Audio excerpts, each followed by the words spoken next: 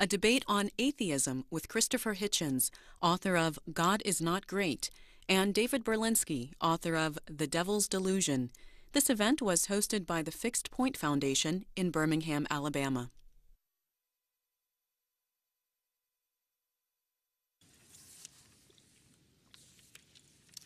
Good evening.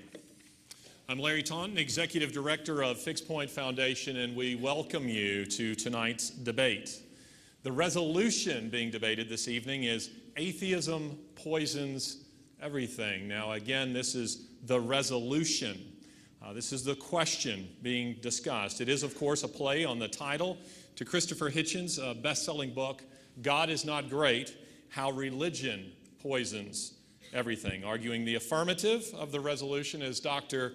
David Berlinski, a scientist, professor of mathematics, and author of many books, most notably The Devil's Delusion, Atheism and Its Scientific Pretensions, which is available in the lobby, and afterwards there will be a book signing, so you'll have the opportunity to meet Dr. Berlinski. Arguing the negative of the resolution is Christopher Hitchens, journalist, cultural critic, and best-selling author, and most recently he is the author of the memoir, Hitch 22. This is also a bestseller. It's also available in the lobby, and you will have the same opportunity to meet Christopher Hitchens and to have your book signed by him. Now, just a bit about the format for tonight's debate. First of all, there will be 12-minute opening statements by each of these men. Dr. Berlinski will be the first to speak, and then, of course, Christopher Hitchens. Then we will have a rebuttal of 6 minutes each, and then a speaker recap, that is to say, some final remarks for that portion of the debate, 3 minutes each. Now, I will be timekeeping as we move along, and I'm asking these gentlemen not to trample those time limits. And then we will move into a question and answer time. I have some questions here which have been submitted, and I will read them to the two of them, and then I will signal them at the end when they have received their last question that they should then give some sort of closing statement. And since Dr. Berlinski is going first, he will have the opportunity to go last. So that being the case, we will now begin our debate. And Dr. David Berlinski, please open for us. Thank you all very much for being here.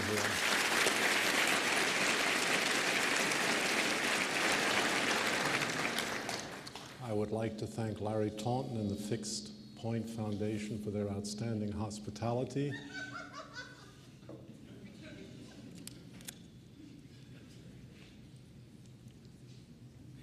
And to Christopher Hitchens, Landsman, my pleasure at being allowed to bask in the radiance of his reputation, and l'chaim. The proposition before us is atheism poisons everything. Ladies and gentlemen, I'm perfectly aware, and you should be too, that that proposition is fully compatible with the proposition that religion poisons something. Were Christopher Hitchens and Richard Dawkins tomorrow to announce that they were prepared to invade hell in order to roust a variety of pederastic priests, I would wish them well, although for reasons of personal inconvenience, I could not join them. In some respects, as Dr. Johnson once said, the proposition that atheism poisons everything hardly requires a defense. The inquiry is not needed, he said. The last date at which atheism was a possibility in social thought was also the last date in which it was a plausibility in social thought. I ask you to cast your mind back, around 1790, 1791 in France, Paris, in front of the Cathedral of Notre Dame. And standing there, somewhat elaborated by my historical imagination, is Robespierre, reed, thin, narrow, green-eyed, fanatical, rabid as a bat, and Danton, large, boisterous, remarkably eloquent. And they're watching, or they're looking at Notre Dame, and one guy says to the other, "What should we do with this pile of Gothic junk?" And the answer is, let's rename it. Good idea. What should we call it? Each man was hoping they would call it after themselves, but that was not to be. And Robespierre came up with a wonderful idea. We'll call it the Temple of Reason. Good thinking, his companion said. The Temple of Reason. That works splendidly. It means nothing, but it works splendidly. We might as well have called it the Temple of Evidence, Temple of Rationality. What should we do next, was the question. And the inevitable answer, the answer known from historical circumstances, well, let's go out and kill a whole lot of people. And that's exactly what they did. Once they had renamed Notre Dame the Temple of Reason, it was relatively easy to go out and kill 50,000 innocent men, women, and children. That, I submit to you, is the nature of the proposition we are discussing. 1851, 60 or 70 years later, an age of remarkable progress, enlightenment, wonderful sense of dawning material possibility. Matthew Arnold, in a poem entitled Dover Beach, reflected on the decline of religious faith in Europe, the melancholy, long withdrawing raw. He didn't see anything particularly optimistic in that withdrawal. And he could think to say to himself and to his readers only this, ah, my beloved, let us be true to one another. My beloved, true to one another. For the world which lies about us like a land of dreams, so various, so beautiful, so new, hath neither really joy, nor light, nor love, nor certitude, nor peace, nor help for pain, and we are caught as on a darkling plain, swept by confused alarms of struggle and flight, where ignorant armies clash by night. This is a prophetic declaration from the heart of the progressive, enlightened 19th century. In 1914, surveying the carnage that was to come, the Foreign Secretary of Great Britain said, again prophetically, the lights are going out all over Europe. The lights, what a strange word. We shall not see them lit again in our time. Ladies and gentlemen, I submit to you that the 20th century was a record in Germany, in Russia, in China, in Cambodia, and elsewhere, not only of remarkable stupidity, brutality, and violence, but of unparalleled brutality, stupidity, and violence. And each of the regimes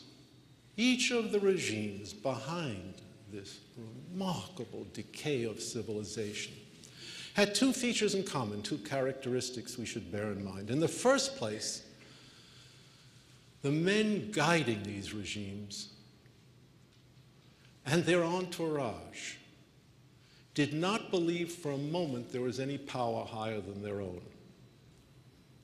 And they acted on that assumption. And in the second place, in the mass murders they conducted, they were aided and supported by any number of crackpot scientific disciplines. That makes for a characteristic combination. In the case of the Nazis, the scientific disciplines were derived from biology, and especially from Darwinian biology. In 1937, having murdered 70,000 handicapped men, women, and children, the Nazis released a film, and on the background of the film, the narrator says in terms of solemn incomprehension, "My goodness, we have sinned against the law of natural selection." The law of natural selection. What could that mean? We have sinned against the law of natural selection. The communists, of course, had an equally crackpot theory that they derived from Marxian economics, the two crackpotteries joining in one deeply repugnant stream. As all of you know, atheism today is not simply the private doctrine of a handful of individuals. It's become a social movement. And as a social movement, it has been advanced chiefly by the scientific community, certainly in the United States, but to a large extent in Europe too. Some of this is adventitious. A few popular writers, such as Richard Dawkins, discovered that by writing books indicating that science has shown that God does not exist, well, they could make a fortune. I'm very sorry I wasn't there to join them. I didn't think of it at the time. I'm quite sure that someone now is writing a book, How Margarine Science Shows That God Does Not Exist. But the inevitable consequences of this degree of atheism within the scientific community has involved a deformation of scientific thought, quite striking in its character and its extent. After all, the sciences, if we restrict our attention to the serious sciences, and those may be found in mathematics or in mathematical physics in no other place, then we must recognize that the serious sciences have nothing to say about the existence of God, either in their premises or in their conclusion. What a remarkable fact. People are writing books how physics shows that God does not exist, but physics has nothing to say about the existence of God. The aching questions that trouble the human imagination, about which the sciences, when seriously considered, are resolutely silent, these remain just where they were. And the religious tradition, especially the Judeo-Christian religious tradition, has offered a coherent body of belief and doctrine by which they can be explained. Do we understand why the universe arose 14 million? No, we don't. Do we understand why it's there at all? No, we have no idea. Do we understand how life emerged on Earth? Not a prayer right now. Do we understand the complexity of life? We can't even begin to describe a living creature in anything resembling precise terms.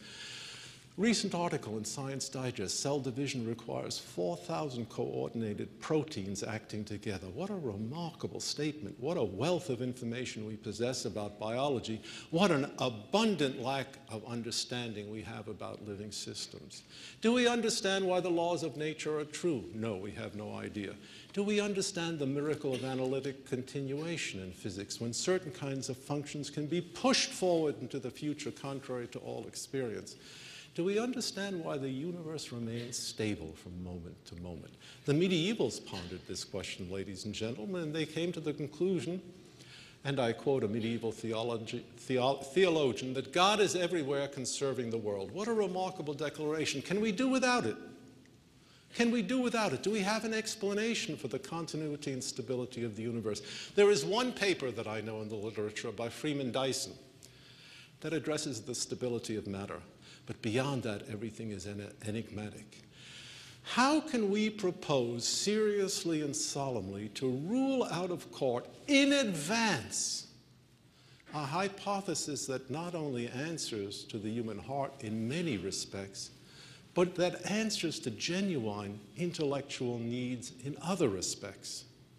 When one sees the American scientific community like a herd of wildebeests trotting across a fruited plain, it's very reasonable to ask, are they going someplace or are they fleeing from someplace? And I think the overwhelmingly obvious answer is they are fleeing. They're fleeing from an idea that they reject for a variety of reasons. Not only is the inquiry about atheism not necessary in terms of the history of social thought, it's not necessary in terms of the outlines of scientific thought, but there is a last question to be addressed, perhaps the most important for you and me. The cosmologist Joel Primack asked an interesting question. He asked, what compels the electron to follow the laws of nature? Good question, I don't know. But Heinrich Himmler, who had presided over the destruction of churches and synagogues throughout Europe and was the mastermind behind the extermination of the Jewish people, asked a very similar question in 1944. When confronted with the onerous treaty obligations the German state had adopted with respect to its own satraps, he asked insouciantly, but pregnantly, after all, what compels us to keep our promises? Moral relativism is very often derided as an unhappy consequence of atheism. I don't think moral relativism is a particularly deep issue, but I do think the issue of what compels us to keep our promises is very relevant. I have in front of me rather a remarkable button. If you should press it, yours would be untold riches and whatever else you desire. The only consequence to pressing it beyond your happiness is the death of an anonymous Chinese peasant. Who among us would you trust with this button? Sit still, Christopher. Thank you. Christopher Hitchens.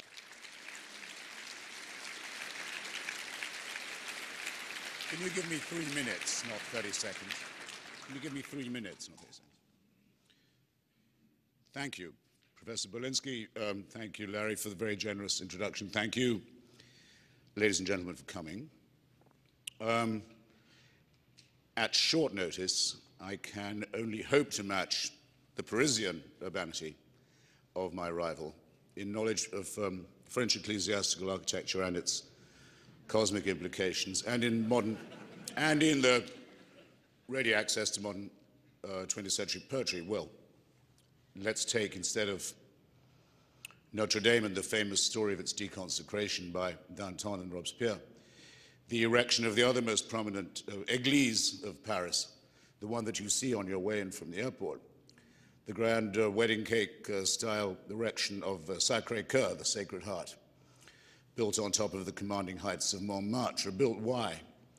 Built to celebrate the massacre of Parisian workers and intellectuals after the Paris Commune of 1871 had tried to save the honor of a humiliated France that had thrown itself officially and was thrashing at the feet of Bismarck and his Prussian invaders.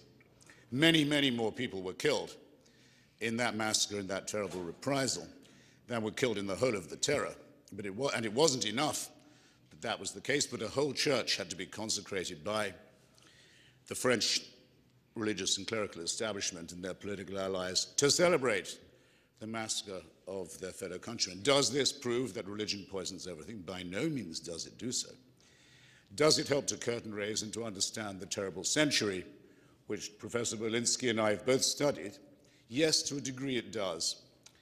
This French right wing, clerical right wing, goes on to the terrible arraignment and frame up of Captain Alfred Dreyfus, possibly the most serious miscarriage of justice in most thoroughgoingly justified and advanced by a political establishment in modern European history. This and the sides taken in it determine who will be who in the terrible War of 1914, which Dermot McCullough, admired by Larry Taunton among others as a historian of Christianity and very much venerated by me in his magnificent history, new history of the first 2,000 years of Christianity, describes as a theocratic war. He says the Christendom, as we used to understand it, as our fathers and grandfathers used to understand it, ends in 1914 when every country in Europe goes to war in the name of its own God or church. King George VI is the king, emperor, and the head of the Church of England. The Tsar of Russia is the head of the Russian Orthodox Church, is considered not to be a god, but a little more than a human being. You know the rest of it. It's the first time that Gott mit uns is put on the belt buckles, but not the last time, of the German army. And this is the end of Christendom and the curtain raiser to fascism. Without that terrible war of Christendom, it's impossible that the totalitarian movements that became such a threat to civilization could have arisen in the first place. And just to stay with France, it is the Vichy collaborationist regime, the rounder-up of France's Jews, the massacre agent in the French colonies, the collaborator with the Third Reich, that strikes from the French coinage the noble words liberty, liberté, égalité, fraternité, and replaces them with the Catholic slogan, famille, patrie, travail.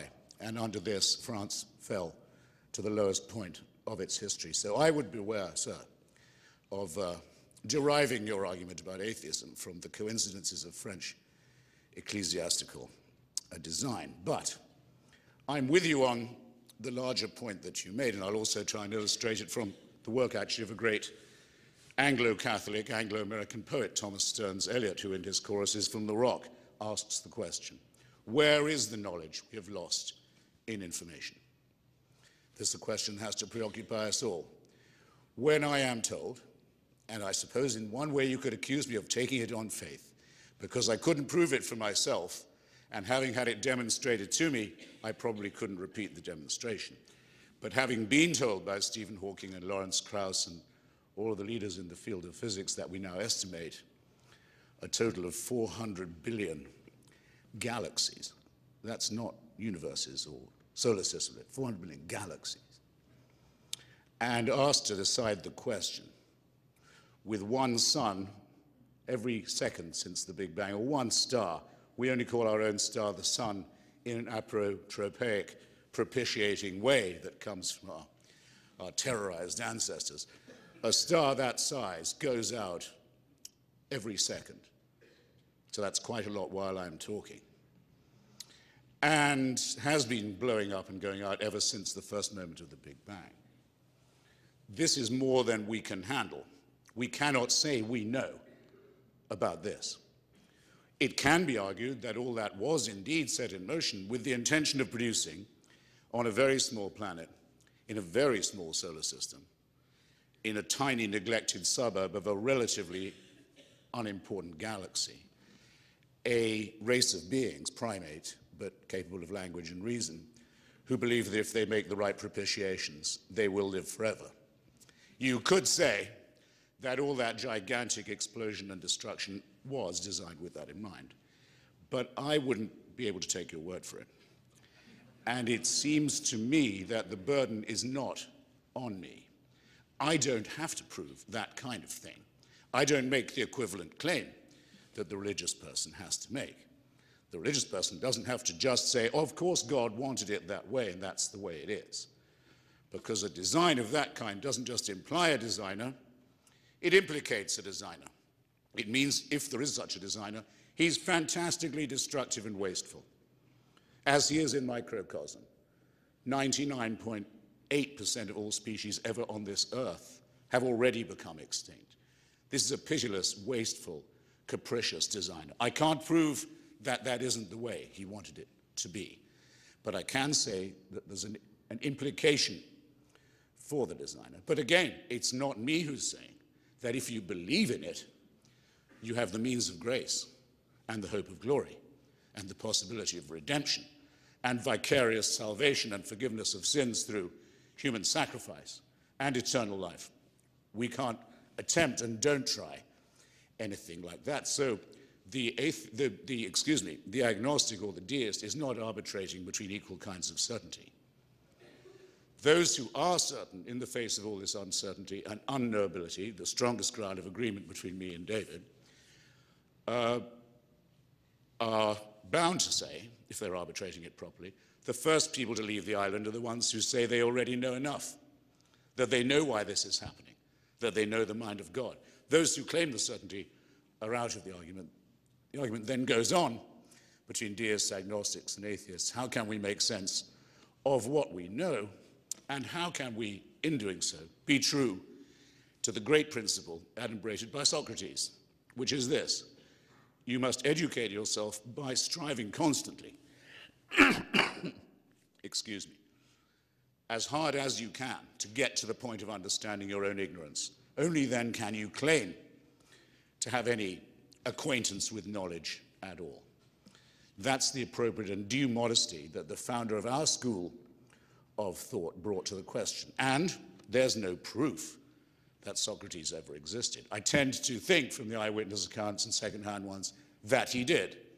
It would be quite hard to confect such a personality, but it doesn't matter to me whether he existed or not. We have the method. He taught us how to think.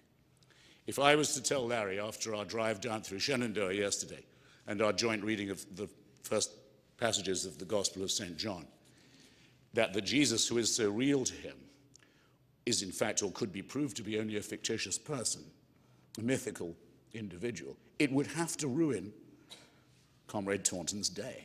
Not just his day, his life. It would extinguish his hope. Is there not something slightly fanatical in placing such large claims, remember the size of the claims I'm talking about, 3 minutes, on such a slender and narrow basis? Now we'll get to the Nazis in my rebuttal, if that's all right. That won't take frightfully long, and to the totalitarians. And we'll have to do, can we be moral without believing fantastic things? That won't take too long either. And we can do a number of other things too that I have so far left unaddressed, but believe me, not forgotten. But I just wanted to see if I could introduce just for once a new element into this argument. You must, when you next go to Washington, go to the newest museum in the United States. It's the newly opened Hall of Human Origins in the Smithsonian Museum of Natural History. It's, by the way, paid for by Mr. Koch, the former Libertarian candidate for president and founder and paymaster of the Tea Party movement. So I invite you to join me once again in saying, in some way, this really is a great country. Here is the greatest gallery giving the proper account of evolution and our true origins that has ever been erected in any country. The bit that has fascinated me and taken me back to it again and again is this. Until 17,000 years ago only in one case, and not many more years than that in others, there were at least 3 other hominid or human species. Primates like us with large brain pans, language capacity, in the case of the Neanderthals very significantly, decorated graves, which suggests, if it doesn't insist upon the idea of a ritual and a religion. They have genes in common with us. They are of our species. And they've left important traces. They weren't very well understood, or in some cases known at all, the case of the Flores Islanders of the Indonesian archipelago, only until very recently. But there they always were. They were our brothers and our sisters and our kin, and they had all these yearnings and hopes and terrors and fears. And they're not in Genesis. And they've had no one to visit their graves or do them honor until very recently, and as a result of scientific innovation and curiosity. And whatever gods they had, abandoned them. And so I just think it's worth brooding, since we talk about ourselves as the objects of a tremendous cosmic and biological process that was set in motion, supervised, and, if it's to be believed, designed, intended.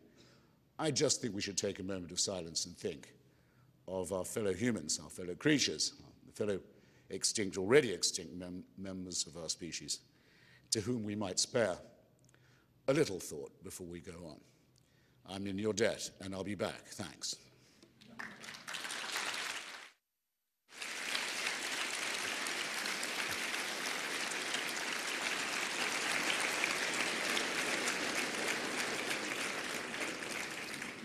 We now move to rebuttals. 6 minutes, Dr. Berlinski. Thank you very much. There's a disturbing area of agreement that I sense between Mr. Hitchens and myself, which I will do my best to minimize. Please remember, ladies and gentlemen, that when it comes to the wickedness of religion, I have ceded the point. It's no longer argumentative. I would remind you, however, of a remark Dr. Johnson made. He made it about original sin, and I paraphrased him. He said, "The inquiry is not necessary, for all the laws of heaven and earth are unable to prevent men from their crimes." Now, Mr. Hitchens is very much in the position of someone watching a cripple walking painfully with 2 crutches, moving arduously, and saying to himself and saying to you, "I've got a great idea, kick one of the crutches away. Everything will be so much better." That seems to me a weak argument. A weak argument, not an impossible argument. I would welcome the defense of the argument. But it is no rebuttal to my position that atheism poisons everything, that religion poisons something. There are plenty of poisons in the world. We don't lack an abundance. Second point I would like to mention is this strange enchantment with the views of, say, Lawrence Krauss or Stephen Hawking. You know, Stephen Hawking just published a book, and I don't know whether any of you have yet seen it. It is, again, a book explaining how everything began, why it's there, why we shouldn't worry about God, and a multitude of other subjects. He published it in collaboration with a friend of mine, Leonard Mlodinow, and of course the lines are very deep in the bookstores. And to paraphrase the claim that he now makes, having given up A through N, he now champions something called M theory. claim that he now makes is the universe just blasted itself into existence following the laws of M theory. The universe just blasted itself into existence following the laws of M theory. I don't deny what Stephen Hawking has said. I do not endorse it. I haven't read the book, although I've read his other books. I respect Hawking as a reputable physicist who did his great work 30 or 40 years ago. But I can tell you this, what is lamentably lacking in every one of these discussions is that coruscating spirit of skepticism which a Christopher Hitchens or a Richard Dawkins or a Vic Stengel will bring to religious claims, and that lapses absurdly when it comes to scientific claims. Surely we should have the sophistication to wonder at any asseveration of the form that the universe just blasted itself into existence following the laws of M theory, a theory that no one can understand, whose mathematical formalism hasn't been completed, and which has never once been tested in any laboratory on the face of the earth. Third and final point of rebuttal, the fact that the Earth, our home, is a small part of the physical universe does not mean it is not the center of the universe. That is a non sequitur. After all, no one would argue, least of all Mr. Hitchens, that the doctrine that home is where the heart lies is rendered false by distance. We should be very careful about making these claims. I agree, the universe is very big, lots of galaxies, amazing things. And there is certainly some point of continuity between human beings and the animals that went before. But as for the central religious claim that this particular place is blessed and important, that's quite different. No doctrine about physical size rebuts it. Thanks very much.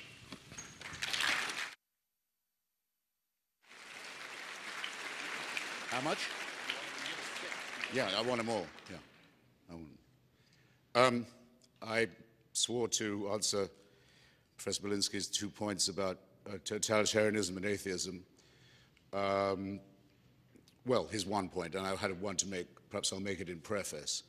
Atheism by itself is, of course, not a moral position or a political one of any kind. It simply is the refusal to believe in a supernatural dimension or a supernatural supervisor or dictator. And it's the maintenance of the view that though that cannot be disproved, no good evidence has ever been adduced for it or any good argument put forward for it. But that's where it ends. You can be an atheist and a nihilist. You can be an atheist and a sadist. You can be an atheist and say, as is said in Dostoevsky's famous passage of Brothers Karamazov, without God, anything is possible, anything is doable, is thinkable. Of course, that's open, I would say, immediately to the objection that anyone who says they have God on their side also awards themselves, and you can see it happening by opening the newspaper, the right to commit any crime, however ghastly. That there's no escape from the existence of certain psychopathic human beings who either for want of supervision or by invoking the idea that they are the agents of a divine supervisor will do anything at all. But that gets us no further forward. You can be an atheist and a fascist. Most fascists were actually Christian. You can be an atheist and a communist. Most, but not all communists, were unbelievers by definition. You can be an atheist and perfectly indifferent to your fellow creatures. But there is a humanism within atheism. It starts, I think, with Lucretius, who put the atomic theory of Democritus and Epicurus into a wonderful poem that effectively suggested not that people were using religion as a crutch, as you so in such a domesticated and furry way put it, but that instead on a very hot day they were putting on a huge heavy overcoat and dragging a ball and chain. Oh dear, my crops have failed, I didn't make enough sacrifices. Oh God, I've had a filthy thought, now I'm going to hell. Or my children are, because I didn't baptize them. Man forged manacles of terror and ignorance and stupidity, the emancipation of which, of our species, has been millimetrically slow, but in which materialist and atheist thinkers have played a great part. Without Lucretius, you only have to read Galileo's work. He's inspired by the work of Lucretius. He considers himself to be very lucky to possess one of the very few copies of Lucretius's work that was not destroyed in the Christian centuries, in the hope of putting an end to such terrible, unwise speculations as that, as so much of Galileo's work was either destroyed or censored. On the slow the thread is passed on. It's picked up by the greatest Jew who ever breathed, Baruch Spinoza, changing his name later after his excommunication from the synagogue to Benedict, who said if there's a God, he's pantheistic, he's in nature, there's no personal God. Prayers are not answered, divine interventions do not occur. The consolations of philosophy must be resorted to. From him and people like him, we get the Enlightenment in which not only Danton and Robespierre, ladies and gentlemen, have their share, but Thomas Paine and Thomas Jefferson and the founders of this great republic and the Philadelphia Enlightenment. This is not a tradition of which anyone on my side need be ashamed. And of course, not all of it is atheist, some of it is deist, but it becomes more atheist as Darwin and Einstein and others approach us with their mind-boggling, almost one wants to say mind-altering findings. And you perhaps will say it's a coincidence that Einstein is expelled by the Third Reich, along with anyone else who understood anything about biology or physics. As practitioners of Jewish science, I'm sorry, the area of agreement has just contracted, sir.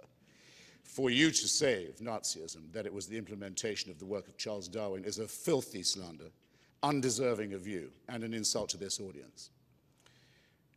Darwin's thought was not taught in Germany. Darwinism was derided in Germany, along with every other form of unbelief. All the great modern atheist thinkers, Darwin, Einstein, and Freud, were alike despised by the National Socialist regime. And there is, it said, I believe it to be true, a misprint in one German edition of The Origin of Species, from which the full statement that evolution requires the survival of the fittest is taken, a statement never made by Darwin, who, as anyone knows, says that adaptability is what is likeliest to give survival or luck or advantage, we'd better say, in the struggle. Now, just to take the most notorious of the 20th century totalitarianisms, the most finished example, the most perfected one, the most ruthless and refined one, that of National Socialism, the one that fortunately allowed the escape of all these great atheist thinkers and many others to the United States, country of separation of church and state that gave them welcome. If it's an atheistic regime, then how come that in the first chapter of Mein Kampf, Hitler says he's doing God's work and executing God's will in destroying the Jewish people? How come the Führer oath that every officer of the party and the army had to take, making Hitler into a minor god, begins, I swear in the name of Almighty God, my loyalty to the Führer? How come that on the belt buckle of every Nazi soldier it says Gott mit uns, God on our side?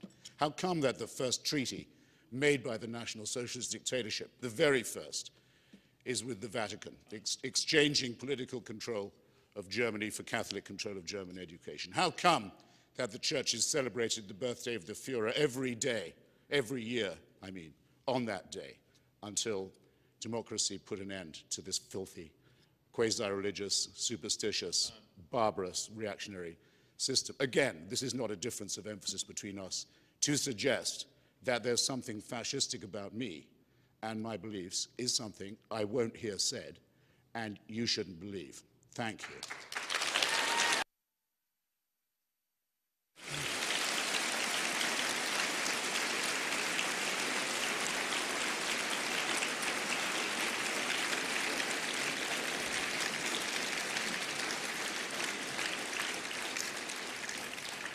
Dr. Berlinski, your recap, you have 3 minutes.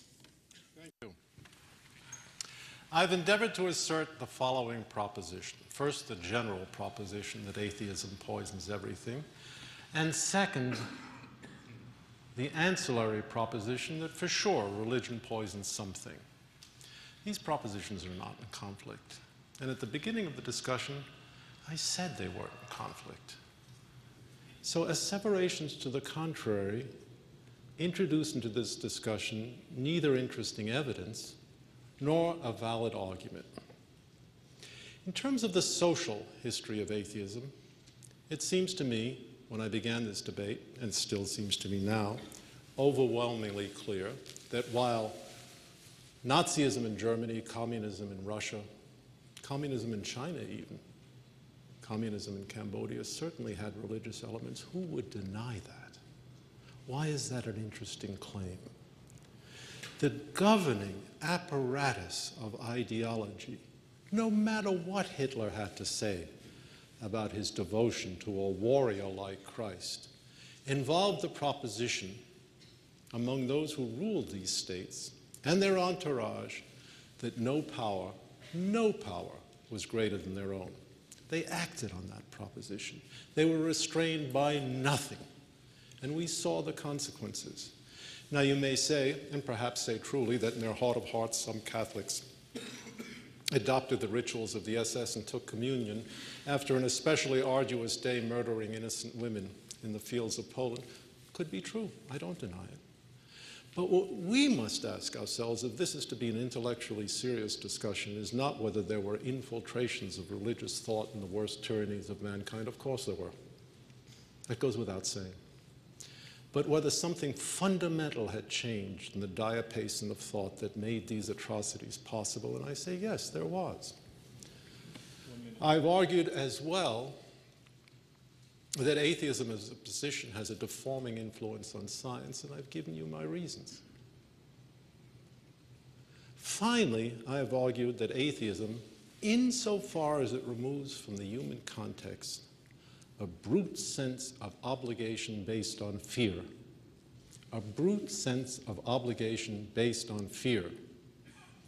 removes from the moral calculus profound and powerful reason not to do evil. I think there's no escaping this. It's unpleasant. I don't particularly like it. And to be perfectly honest, I haven't lived my life that way, but I recognize it as a fact. And I think we all must. With that said, I thank you for listening.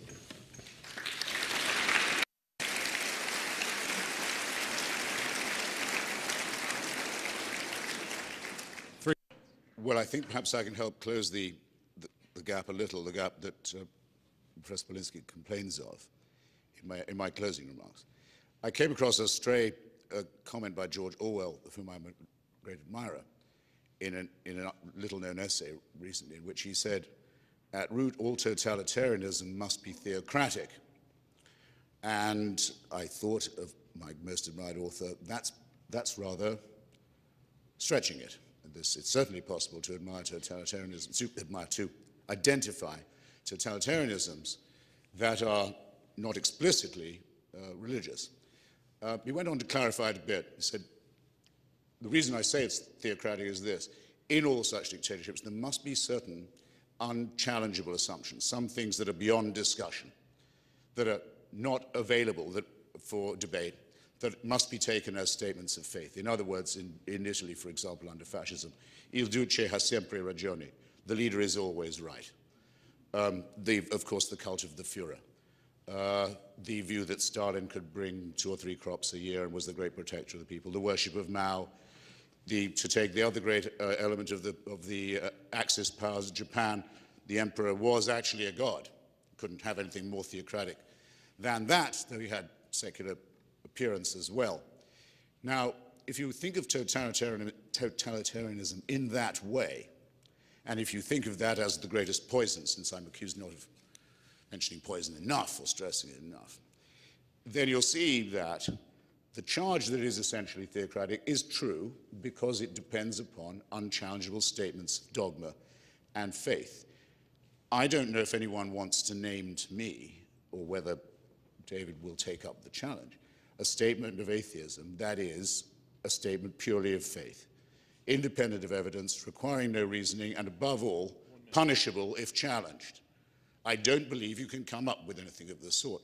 To the contrary, the little faction with which I'm honored to be identified as a junior member is adamant for doubt, is resolved to be skeptical, is certain only of the principle of uncertainty, and says that what we have yet to know is enormously greater than anything we have discovered or known so far, and that and only that is the test of education, of intellectual integrity, of honesty and inquiry, and, yes, let's hope for it, the emancipation of humans from man-made, and I stress man-made, delusions, including hopeful ones, including false consolation. And thus again, and I'll close by repeating myself, I've done worse, It is only those who claim to know things like the mind of God and the origins and destination and intention of the universe. It is they and only they who owe the explanation, and so far this evening haven't cared to furnish it. Thank you.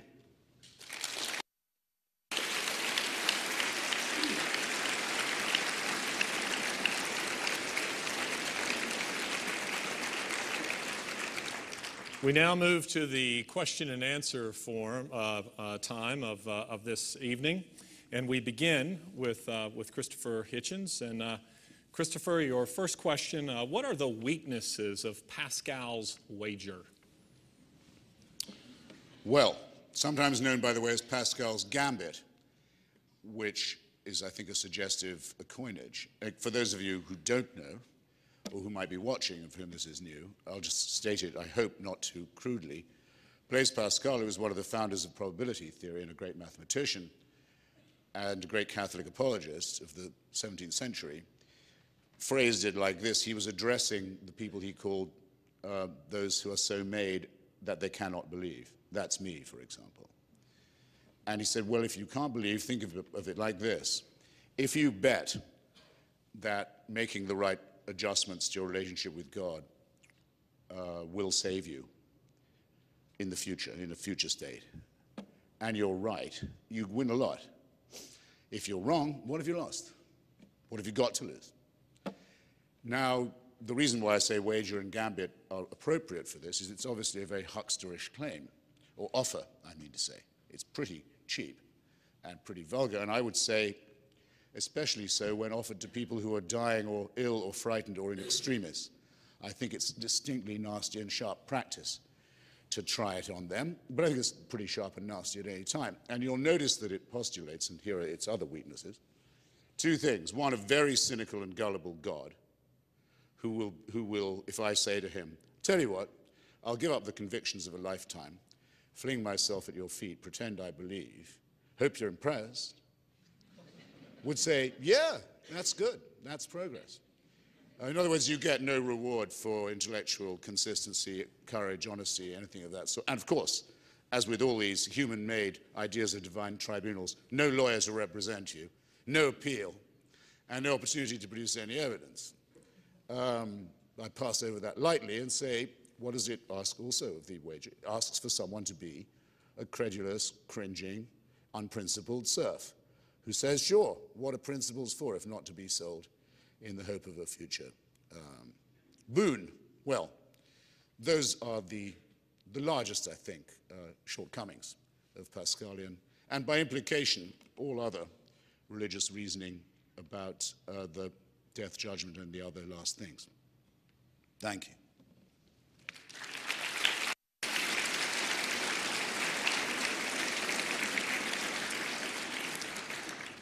Dr. Berlinski, what are the strengths of Pascal's wager? Very good.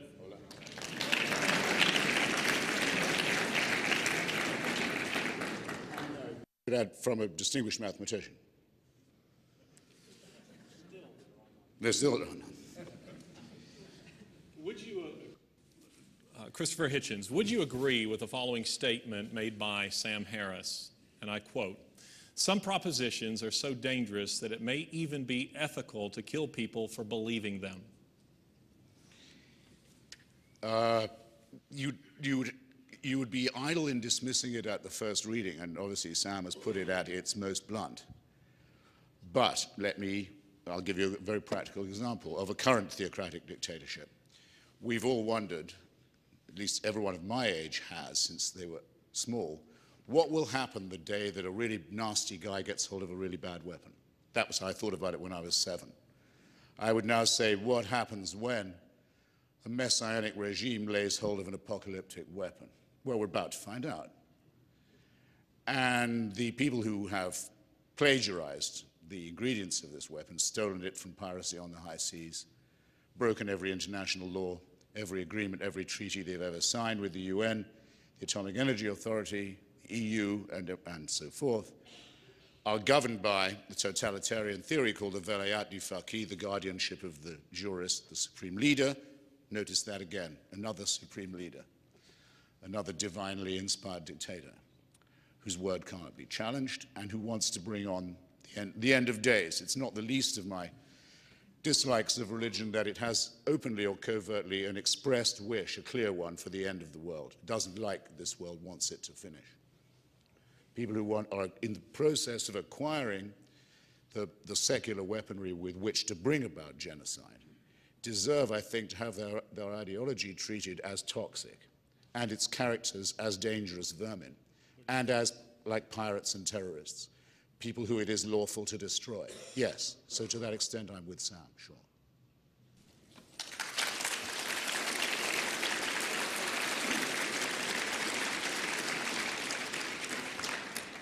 Dr. Berlinski, you're not a Christian, and indeed you're not religious, as I understand it. Why do you argue for the influence of Christianity or a Judeo-Christian influence in society? I presume you're not asking that in the hopes of a personal declaration. I mean, I argue for a great many things, and my personal involvement in topics for debate is variable. This particular question strikes me as more important and more demanding of a personal involvement than most. I think the issue is tremendously significant. I think if we're honest about the times in which we live, it's quite right what Matthew Arnold suggested. The sea of faith has been receding under the power of a variety of forces, and the results have, in a certain way, been catastrophic for the human race. I should not say that a secular Jew has a remarkable degree of authority when it comes to discussing these events. After all, I have lived my own life under the impress of the maxim to have a good time all the time. But on the other hand, it doesn't hurt to hear these words from someone such as myself, because at least you are hearing these words for someone with no conceivable bias in their favor. I count myself as an objective observer of the circumstances. So perhaps that's the only reasonable answer I can give. These are important questions. They've had horrific consequences in human history. They continue to have horrific consequences, especially in intellectual history. And in response to why should it be that a secular Jew opens his mouth on questions pertaining to the Christian religion? 10 seconds. It's a big tent. I'm presuming I will be welcome. Thank you.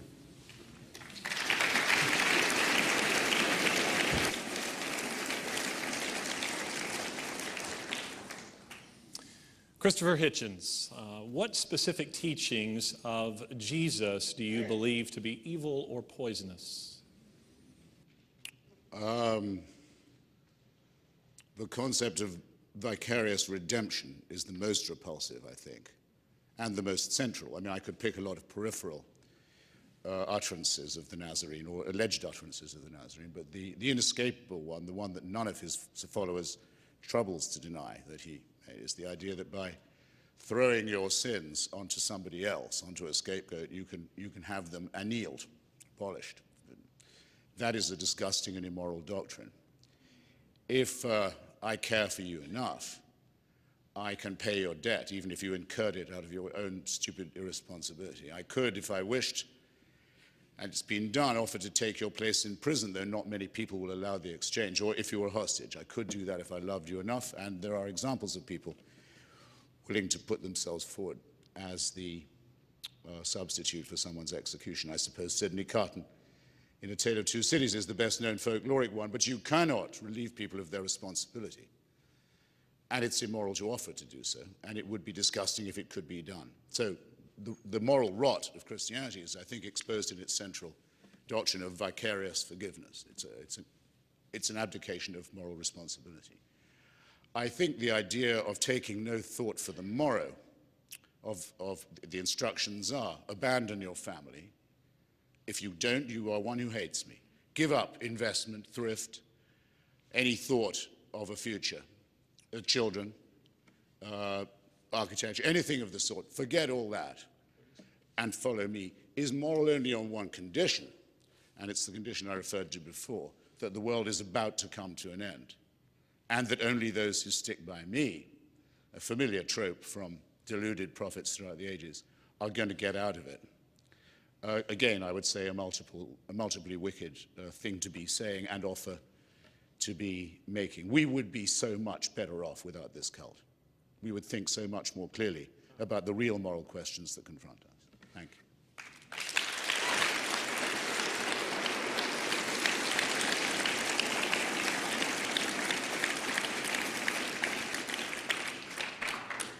Given this choice and no other, would you prefer a secular or an Islamic Europe?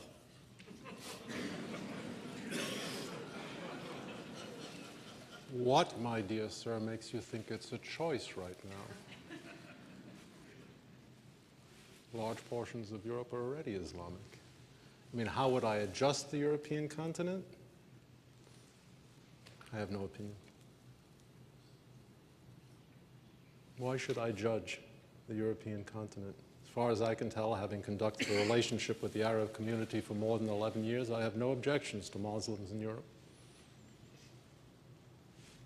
David, do you mind if I breached convention to one degree and say why I think you could have answered that better? Sure. I mean, because it implied in your view that atheism poisons everything. Is it not, and I think this was the intention of the question anyway, that I'd be better off as a Wahhabi than I would as an atheist? Now, what Larry, I think, was trying to ask you is, do you seriously maintain any such thing? You mean with respect to Europe? Would Europe be better religious but Islamic or without God? Is, I think, the question, is it not? And I miniaturized it for myself. I invite you to take another run at it. Yeah,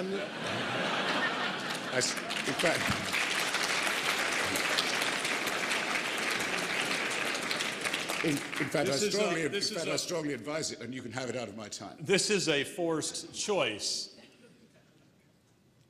Which would you prefer? An Islamic Europe? Would you like to live in an Islamic Europe, or would you do live in Europe, or would you prefer to live in a secular? The trouble is the question has no provocative urgency for me. It has none whatsoever. I mean, it's like asking which I would prefer to be dressed in gold or in silver. It's not a living issue. Right. Christopher, do you believe that all, this is, by the way, is your last question, so at the end, take an extra minute or so to summarize your arguments and to make a final statement. Do you believe that all religions are equally poisonous? My beloved younger daughter today became a senior at Sidwell Friends School in Washington. So at least I know that she's under serious police guard during the day. And as its name implies, this is a Quaker foundation where, if she hasn't understood the story of Frederick Douglass and Elizabeth Cady Stanton and many other people by now, it's not for want of trying. And so would I not be fatuous or demagogic if I said that Quakerism to me is exactly the same as Wahhabism or the Twelver Shiite theory of the Velayat-e Faqih, the Khomeini theory? Of course not. But religions, different ones, do take their turn at bat, I think, to show how dangerous the religious proposition is. Quakers, for example, expelled from their ranks those who supported the American Revolution because they thought that they'd taken an oath of loyalty and that it transcended all other principles, and there had to be another Quaker meeting set up in Philadelphia, shut out. Betsy, an Episcopalian, and so on. The more you look at some of these supposedly innocuous sects, you realize they're only innocuous because they've become so by having their fangs drawn by civil society over the years. When Jefferson says to the Baptists of Danbury, Connecticut, don't worry, you live in a country that has a wall of separation between church and state, and it will ever be thus. Who can tell me? Actually, I've got a better chance in Birmingham of getting someone. Who were the Baptists of Danbury, Connecticut afraid of? Oh, come on. Oh, come on. The Congregationalists won in Alabama. The Congregationalists of Danbury, Connecticut thought that Baptists shouldn't be citizens. So, I've only got a minute. So, just as I would have said 50 years ago, the Catholic Church is by far the most dangerous because of its open, soggy, disgusting, rotten alliance with fascism, which it didn't get over till well after the Second World War. Obviously now Islam, which had been going through a long period of latency, is by far the most dangerous religion. But yes, they all make the same mistake. They all take the only real faculty we have that distinguishes us from other primates and from other animals, the faculty of reason and the willingness to take any risk that reason demands of us, and they replace that with the idea that faith is a virtue. If I could change just one thing, it would be to dissociate the idea of faith from virtue, now and for good, and to expose it for what it is, a servile weakness, a refuge in cowardice, and a willingness to follow, with credulity, people who are in the highest degree unscrupulous. Thank you.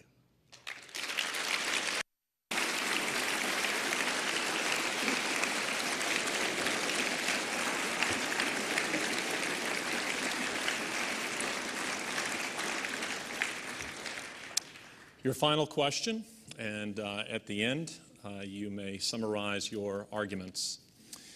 What is one to make of the claim, or rather, what do you make of the claim that science and Christianity are in opposition to one another?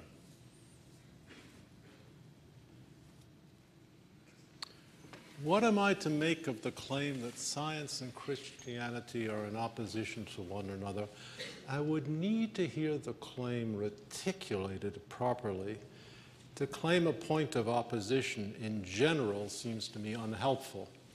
To claim points of opposition in particular seems to me rather more reasonable. In its largest aspect, Western science is, of course, an outgrowth of the Judeo-Christian tradition, especially to the extent, and perhaps only to the extent, that it is committed to the principle that the universe, the manifest universe, contains a latent structure that can be discovered by the intellect of man. I think this is true. I don't think this is very far from Gerard Manley Hopkins' declaration that the world is charged with the grandeur of God. They represent rather the same position in the world of thought. The world is charged with the grandeur of God, therefore it can be rationally comprehended. Please notice, this is very different from a Muslim claim.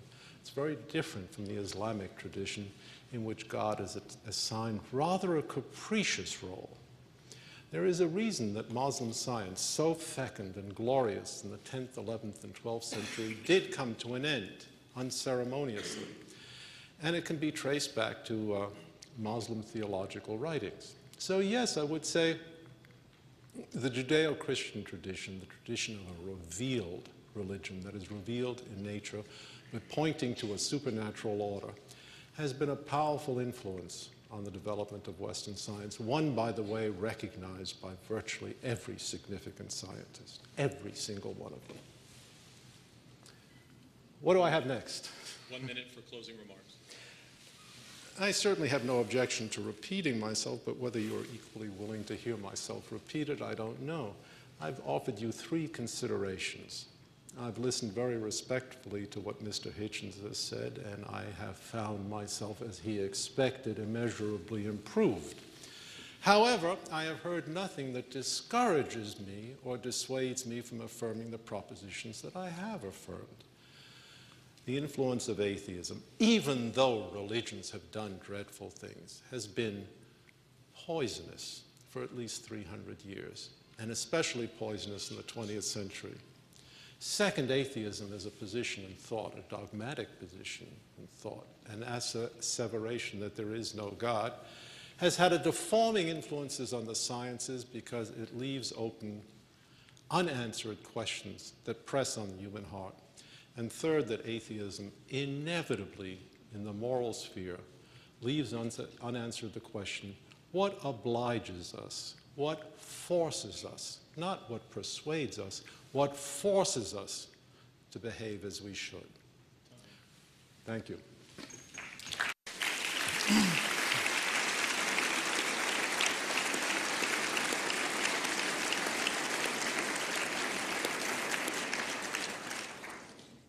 I want to thank both of these gentlemen for participating in this debate, and it seems appropriate at this time, now the debate is over, to say a word about Fixed Point Foundation. Fixed Point Foundation is a Christian organization, and unashamedly so, though we do seek to engage in the realm of ideas. Now, some would wonder why we would sponsor a debate like this. I mean, as a Christian organization, we have represented on the stage here. Neither of these men are Christians. Well, we think that these are questions, these are ideas that are relevant to everyone, whether you're a Christian, whether you're an atheist, agnostic, or of some other religion. Now, that said, I want to be very honest and state that our position, our sympathies certainly lie in the direction that a robust Christian influence in society is a good thing. Now, Christopher has said, and it seems appropriate to me to respond to him, that it would ruin my life if I were to learn that Jesus Christ was just a figment of my imagination and millions, indeed billions, of other people as well. To that, I must confess that he is correct. It would ruin my life. It really would, because it would suggest, from our perspective, that this life is in fact meaningless, that it's a hoax, that it's a sham. That is our perspective. Now, if you are interested, if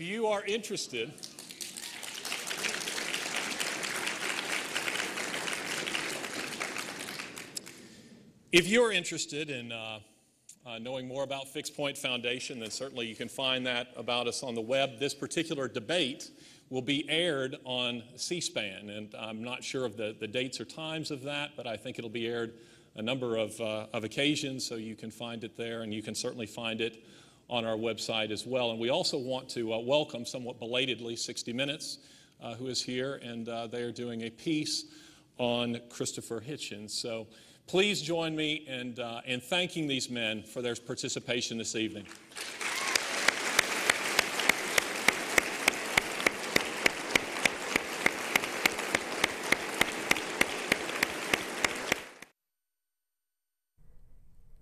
Christopher Hitchens is a contributing editor at Vanity Fair magazine. David Berlinski is a former fellow at the Institute for Applied System Analysis and the current senior fellow at the Discovery Institute. The Fixed Point Foundation hosted this event.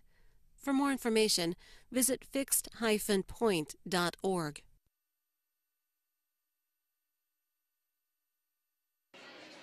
A new book out by Blue